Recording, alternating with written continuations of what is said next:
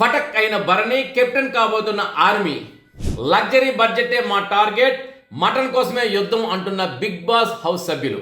ఈసారి ఎలిమినేషన్స్ టకాఫర్ శ్రీజ, హరీష్, రీతు నువ్వా నేనా అన్నట్టున్నారు. వైల్డ్ కార్డ్ ఎంట్రీ ఎప్పుడు? హాయ్, హలో, నమస్తే. నేను మీ ఎస్ఎస్ పట్నాయక్. చూస్తూనే ఉండండి పెమ్స్ టీవీ. షేర్ చేయండి, లైక్ చేయండి, సబ్స్క్రైబ్ చేయండి. గంట సేమల్ని కొట్టడం మర్చిపోవద్దు. అడ్వాన్స్గా మీకు అప్డేట్స్ అన్నీ మీ మొబైల్కి చేరుకోపోతాయి. కాబట్టి అండి, ఇప్పుడు కూడా నేను అడ్వాన్స్డ్ అప్డేట్స్ మీకు ఇవ్వబోతున్నాను. ఈరోజు రాత్రి మీరు చూడబోయేది, రేపు చూడబోయేది కూడా నేను చెప్తున్నానంటే ఆశ్చర్యపోవనక్కర్లేదు. సో వాటి విశ్లేషణ ఏంటి అనేది మనం ఎపిసోడ్ తర్వాత మాట్లాడుకుంటాం. మరి పూర్తిగా నేను విడుదల చేస్తున్నానంటే మ్యాక్సిమం వరకు ఇస్తున్నాను, పూర్తిగా నేను ఇవ్వట్లేదు. ఎందుకంటే మీకు కూడా ఉత్సాహం ఉండాలి కదా, చూసేటప్పుడు యాంగ్జైటీ. అయితే ఇక అసలు విషయానికి వస్తే, ఫటక్ అయిన భరణి కెప్టెన్ కాబోతున్న ఆర్మీ అని అన్నాం. ఏంటి ఫటక్ కెప్టెను? ఎస్, ఇప్పుడు కెప్టెన్ కంటెంజెన్సీకి టాస్క్లు మొదలయ్యాయి. ఈ టాస్క్లు ఏంటంటే లాస్ట్ టైం మొదలైన టాస్క్లు బిస్కెట్ అయ్యాయి. ఈసారి రస్కులుగా మారకూడదని చెప్పి రిస్క్ చేసి మరి టాస్కుల్ని బాగా ఫోర్స్గా టాస్క్ ఫోర్స్, అదే బిగ్ బాస్ టాస్క్ ఫోర్స్ వాళ్ళు పెట్టడం జరిగింది. అయితే 4 రకాల ఆప్షన్స్ ఇచ్చారు. ఆ 4 రకాల 1 కెప్టెన్ కంటెండెన్సీ, 2 లగ్జరీ బడ్జెట్, 3 మటన్, 4వది ఫటక్. ఈ 4 ఇచ్చారు. అంటే గెలుచుకునే వ్యక్తులు ఈ 4 ఆప్షన్స్ని ఉపయోగించుకోవాలని చెప్పేసి ఉంది. అయితే ఇప్పుడు ఏంటంటే మొట్టమొదటి టాస్క్లో వచ్చేసి మన పడాల కళ్యాణ్ గెలవడం జరిగింది. పడాల కళ్యాణ్ గెలిచిన తర్వాత తనకు అడిగారు, నువ్వు ఏది తీసుకుంటున్నావు ఇందులోనే అని చెప్పేసి. ఈ పడాల కళ్యాణ్ తీసుకోబోతుంది ఏంటంటే తను కెప్టెన్ కంటెండెన్సీ తీసుకున్నాడు. ఎందుకంటే తను ఈసారి కెప్టెన్ అవ్వాలని దృఢ నిశ్చయంతో ఉన్నాడు. ఇంతవరకు తన ఆట సరిగా మొదలవ్వలేదు. ఏదో జరుగుతుందంటే జరుగుతుంది, కానీ ఈసారి మాత్రం ఆట చూపించాలి, ఆర్మీ యొక్క సత్తా చూపించాలని చెప్పేసి మొట్టమొదటిసారిగా తన కెప్టెన్ కంటెండెన్సీని తీసుకున్నాడు. దాని యొక్క ఆ తీసుకున్న ఐటెంని దేవతలాగా ఆ ట్రోఫీని భావించుకొని తను పెట్టుకొని ముద్దాడుకుంటూ నమస్కారం పెట్టుకుంటూ ఉంటున్నాడని విశ్వసనీయ వర్గ సమాచారం మనకి. అయితే ఇక రెండో టాస్క్ కూడా మొదలైంది. రెండో టాస్క్లో కూడా హోరాహోరీగా ఈ ఆటలు జరిగాయి. అయితే నిన్న టీములుగా విడిపోయారు కదా, ముగ్గురు. అయితే ఈరోజు ఆ టీములుగా విడిపోయిన వాళ్ళు స్వైప్ జరగడం కూడా జరిగిందంట.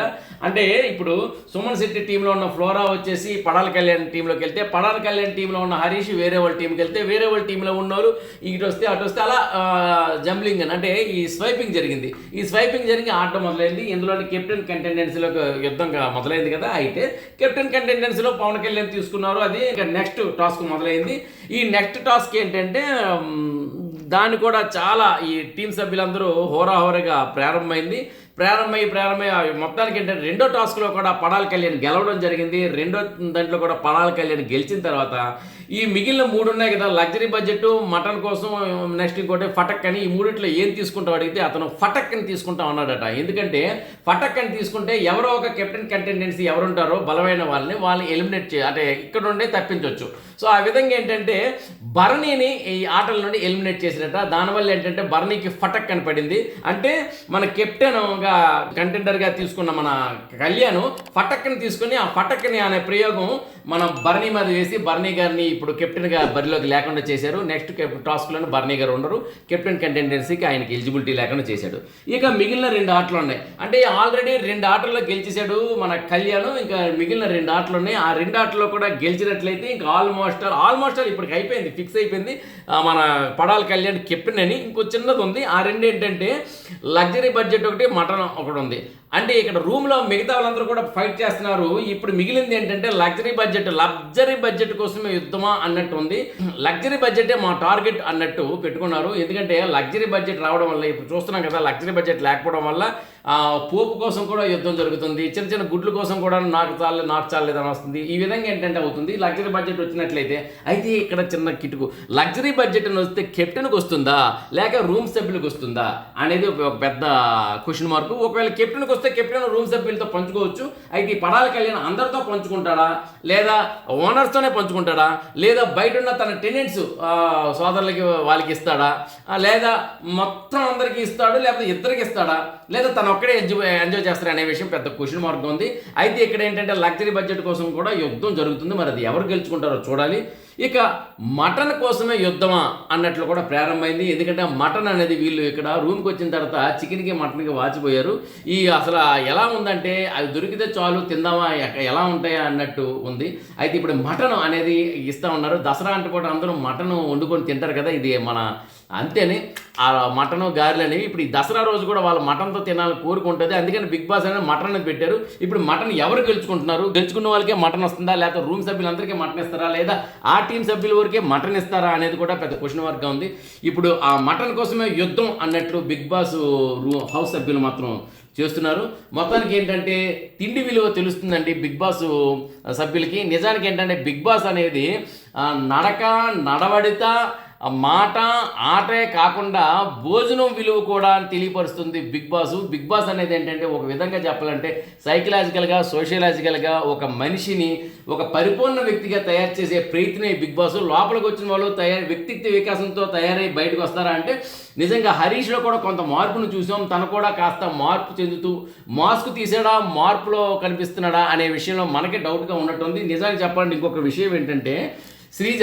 అయితే శ్రీజ ఎంత సాత్వికంగా తయారైందంటే నిన్న సంజన ఒక టాస్క్లోని వచ్చేసి అదే నామినేషన్ టాస్క్లో వచ్చేసి రాము రాథోడికి నువ్వు ఏ ఊరి నుంచి నువ్వు ఎక్కడి నుండి వచ్చావయ్యా అని అంది. నువ్వు ఎక్కడి నుండి వచ్చావయ్యా అని మాట్లాడొద్దు, ఇది నన్ను కించపరచొద్దు అని చెప్పేసి మన రాము రాథోడ్ అనడం జరిగింది. ఆ విషయంపై మిగతా వాళ్ళకి కూడా ఇష్టం లేదు, అది కరెక్ట్ అయిన మాట కాదు. అయినప్పటికీ శ్రీజ వెళ్ళి సంజనాతోని సంజన గారు మీరు అలా వండకూడదు అంటే ఎక్కడి నుండి వచ్చారో మాట కరెక్ట్ కాదంటే సంజన క్లారిటీ ఇస్తుంది. బట్ శ్రీజ ఏమో ఎంతో సాత్వికంగా చెప్తుంది.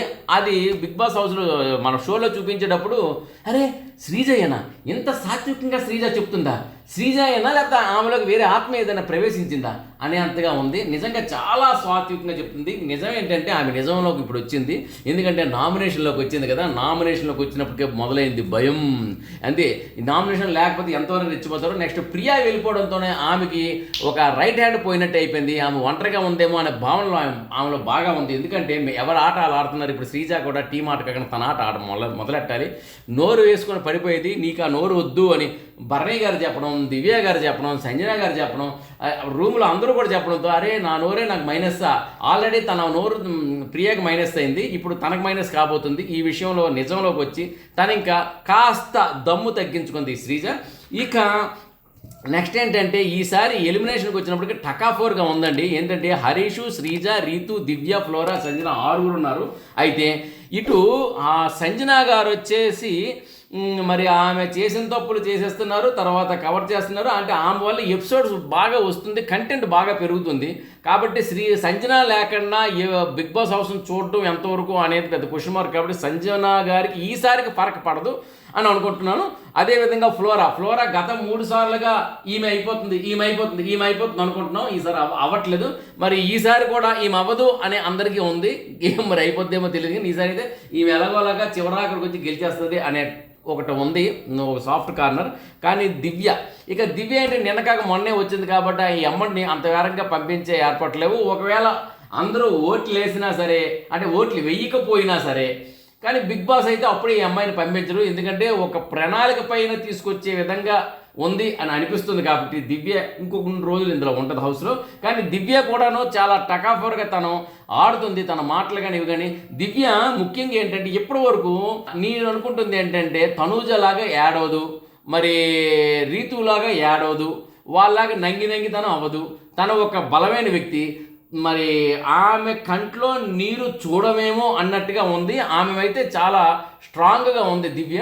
ఆడదు అబల కాదు సబల అన్నట్లు ఆమె ఎప్పుడైతే ఒక స్త్రీ స్ట్రాంగ్గా ఉంటుందో నిజంగా ఏంటంటే ఆమె చివరాఖరి వరకు ఫైట్ చేయగలుగుతుంది. మరి ఆ స్ట్రాంగ్ అనేది శ్రీజలోనే ఆ స్ట్రాంగ్ ఉంది, కానీ ఒకనొక దశలో ఎక్కువ అది అతి అయిపోతుంది.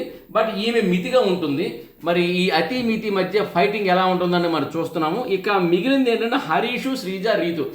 హరీష్ మాత్రం డేంజర్ జోన్లోకి మళ్ళీ వచ్చాడండి. ఎందుకంటే హరీష్ వచ్చేసి మొట్టమొదటి డేంజర్ జోన్ నుండి మళ్ళీ సాత్వికత్వంకి వచ్చి ఫేస్ ఎక్స్ప్రెషన్స్ మార్చుకొని నవ్వుతూ చిన్నగా తన పని తను చేసుకుంటున్న వ్యక్తి మళ్ళీ 1-2 రోజుల నుండి మళ్ళీ ఏదో ఒకటి చిన్న కెలుకుడు కెలకడం అనేది వచ్చింది. కాబట్టి హరీష్ అనే వ్యక్తికి మైనస్ పడచ్చు.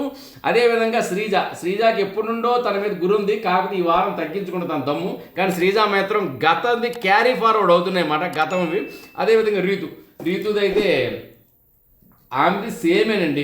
ఆమె చూపిస్తున్న అంటే లోపల ప్లే పడాల కళ్యాణ్ దగ్గర, యువతల డిమాండ్ పవన్ దగ్గర, ఇద్దరి దగ్గర ప్లే చేస్తుంది. ఇప్పుడు డిమాండ్ పవన్ మీద అభిమానులు పెరిగారు. ఎందుకంటే డిమాండ్ పవన్ ఒక్కడిగా ఉంటే బాగా ఆడతాడు. అదేవిధంగా పవన్ కళ్యాణ్ కూడాను కెప్టెన్ అవ్వబోతున్నాడు, తను కూడా బాగా ఆడతాడు. ఈ అమ్మాయి ఉండి మాత్రం వీళ్ళిద్దరూ అవుట్ అవుతారు అనే విషయానికి వస్తున్నారు ప్రజలు. మరి ఈ అమ్మాయిని లోపల నుంచి వీళ్ళిద్దరిని అవుట్ చేస్తారా, లేదా ఈ అమ్మాయిని బయటికి తీసుకొచ్చి వీళ్ళిద్దరిలో కూడా ఒక ఆటగాళ్ళని తీసుకొస్తారా అనే విషయం కొంచెం. అందుకనే ఇక్కడ టకాఫర్ ఏంటంటే హరీష్కి, శ్రీజకి, రీతుకి మధ్యలో టకాఫర్ ఉంది. వీళ్ళు ముగ్గురులో ఎవరైనా బయటకు వెళ్ళిపోవచ్చు అని చెప్పేసి. సో ఇదండి. ఇక ఫైనల్గా చెప్తే వైల్డ్ కార్డ్ ఎంట్రీ ఎప్పుడు? వైల్డ్ కార్డ్ ఎంట్రీ ఎప్పుడు అంటే, వైల్డ్ కార్డ్ ఎంట్రీ అంటే దీనికోసం ఎదురు చూస్తున్నారు మన టీవీ సీరియల్ ఆర్టిస్టు, అదే ఆనాలుగురు సినిమాలో రాజేంద్ర ప్రసాద్ గారు కూతురుగా చేసిన సుహాసిని ఉన్నారు కదా, ఆమె వైల్డ్ కార్డ్ ఎంట్రీగా రావచ్చు అనేది 90% కన్ఫర్మ్ అయిపోయిందని టాక్స్ వస్తున్నాయి. అదేవిధంగా ప్రభాస్ని ఆల్మోస్ట్ ఓకే చేసాడంటే, నేను వస్తాను మీరు ఎప్పుడు పిలిస్తే అప్పుడు రెడీ అన్నట్లు అంటున్నారని ఒక టాక్ వచ్చింది. అదేవిధంగా దివ్యల మాధురి గారు ఓకే చేశారు, కానీ మరి నేను శ్రీనివాస్ గారిని విడిచిపెట్టి ఉండలేను, ఆయనతో విడిచిపెట్టి ఉండలేక బిగ్ బాస్ హౌస్ను కూడా నేను రిజెక్ట్ చేశాను అనే మాట చెప్పడం జరుగుతుంది. మరి రిజెక్ట్ చేసినా సరే మీలాంటి ఒక స్టేబుల్ పర్సన్, ఒక స్టాండ్ తీసుకున్న పర్సన్ కావాలి. సో కాబట్టి బిగ్ బాస్ హౌస్కి మీరు అవసరం అని వాళ్ళు ఇంకా కాస్త ఎక్కువ ఫోర్స్ చేస్తున్నారని తెలుస్తుంది. మరి ఈ ఫోర్స్కి దివ్యల మాధురి గారు ఫోర్స్ ఇటు వస్తారా, లేకపోతే శ్రీనివాస్ గారు ఫోర్స్లో ఉండిపోతారా అనేది మాత్రం క్వశ్చన్ మార్క్గా ఉంది. ఇక అలేకే చిట్టి పికిల్స్, ఈ పాపలు వచ్చారు మాత్రం లొట్టలు వేసుకుంటూ మనం ఎందుకంటే ఆ పికిల్స్ అలా ఉంటాయి. మరి ఆ పాప వచ్చిందంటే ఆ పికిల్స్ మరి నసానానికి అంటుతుంది. మరి ఆ పికిల్స్లో ఉన్న కైపు, ఊపు, ఆ షేపు, ఆ రూపు, అదంతా ఒక తోపు అంతే. ఆ తర్వాత వచ్చేసి ప్రభాకర్, ఈటీవీ ప్రభాకర్ గారు కూడా వస్తున్నారు అనేది ఒక 50% టాక్. మరి ఈటీవీ ప్రభాకర్ గారు ఏంటంటే డోలాయమానంలో ఉన్నారు. మరి ఆయన వస్తారా, ఉంటారా? వచ్చినట్లయితే భరణి గారికి టకాఫర్ అవుతారు. మరి రాకపోయినట్లయితే ఎవరు పెద్దగా ఆలోచించట్లేదు, ఆయన వస్తారు రాలు అని ఆలోచించట్లేదు. సో ఈ విధంగా ఏంటంటే వైల్డ్ కార్డ్ ఎంట్రీస్ ఎప్పుడు, ఎవరు, ఎలా అనేది ఒకటి ఉందండి. ఎనీహౌ మరిన్ని అప్డేట్స్తో మళ్ళీ మీ ముందుంటాను. అంతవరకు బాయ్, నమస్తే. మీ ఎస్ఎస్ పట్నాయక్. చూస్తూనే ఉండండి పిమ్స్ టీవీ. షేర్ చేయండి, లైక్ చేయండి, సబ్స్క్రైబ్ చేయండి, గంట సింబల్ని కొట్టడం మర్చిపోద్దు. ఎందుకంటే అప్డేట్స్ మీకు అడ్వాన్స్గా ఇస్తున్నాను కదా. మరిన్ని అప్డేట్స్ మీకు ఇవ్వాలనుకుంటే సబ్స్క్రైబ్ చేయండి బ్రదర్స్, సిస్టర్స్, ప్లీజ్.